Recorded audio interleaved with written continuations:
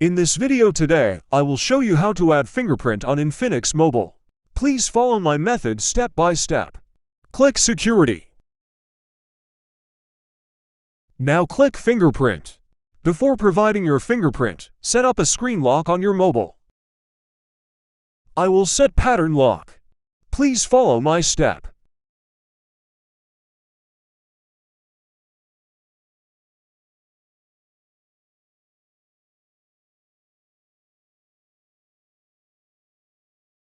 Now I will add fingerprint.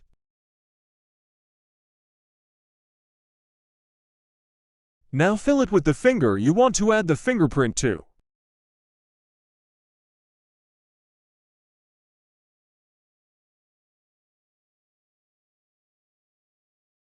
Click Finish.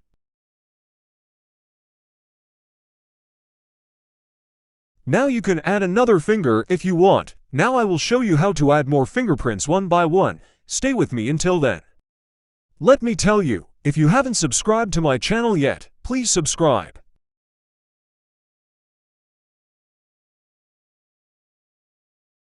Hopefully you understand how to add fingerprint on Infinix.